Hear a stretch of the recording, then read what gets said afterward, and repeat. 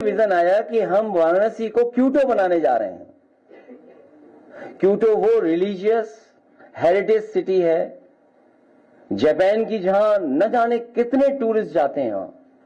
वहां की सफाई, वहां का पहुंचने का जो इंतजाम है, वहां की पार्किंग, वहां की फैसिलिटीज, वहां की और जो एमिनिटीज होती हैं, वो वर्ल्ड क्लास ही नहीं, वर्ल्ड क्लास से ऊपर के स्टैंडर्ड की हैं।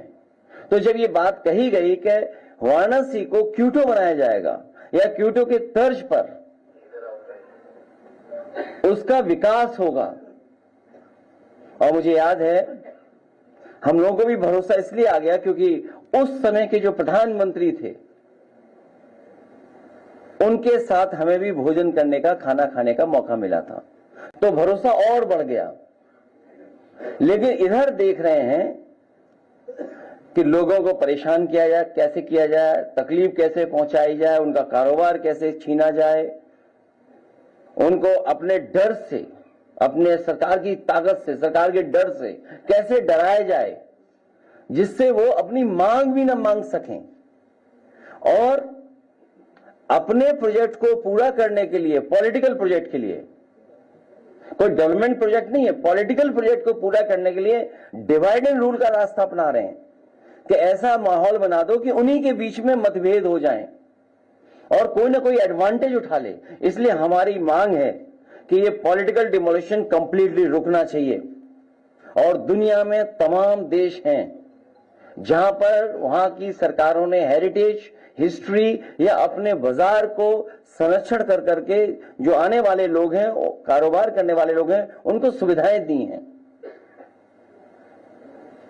अगर इन्होंने न देखा हो वो इलाके, तो एक बार को हम सुझाव भी देना चाहते हैं। हालांकि हमारे मुख्यमंत्री जी सिंगापुर में स्पेन ढूंढ रहे थे, सिंगापुर में स्पेन। तो मैं कहूंगा कि दुनिया की जो टूरिस्ट सिटीज हैं, किस तरीके से उन्होंने अपनी गलियों को संरक्षण रखा। 2 लोग जा सकते हैं, पूरा बाजार है, दुकानें हैं, 2 लोगों की चलने की रास्ता है, तब भी उन्होंने उसको डिमोलिश नहीं किया, वही हेरिटेज का संरक्षण किया। क्योंकि विरासत में क्या मिल रहा है, हम पुरानी पीढ़ी से क्या सीख रहे हैं, क्या मिल रहा है आपको।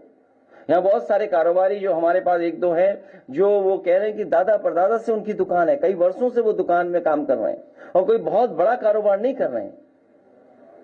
मुझे याद है किसी साथी ने यह भी बताया कि पुरानी जो दुकानें हमारी थीं, उस समय सरकार ने जो आश्वासन दिया था कि उनके लिए रास्ता दिया जाएगा, लेकिन रास्ता नहीं दिया गया इससे पहले जो जहां डिमोलिशन हुआ था।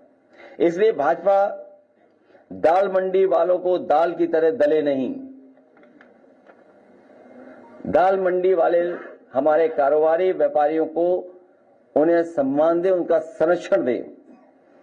आप मुआवजे में दूसरी दुकान तो दे सकते हैं, लेकिन बाजार कैसे दोगे आप? और जो लोग तैयार ही नहीं है तो आप उनको जबरदस्ती क्यों छीनना चाहते हैं? आप दुकान दे दोगे, ग्राहक कैसे दोगे?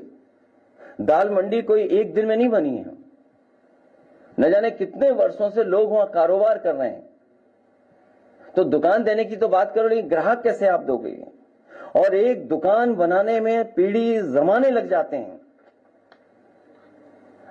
एक दुकान को जमाने में जमाने लग जाते हैं और ये चाहते हैं उसको तोड़ करके हटा दें, और एक पल में ये तोड़ना चाहते हैं।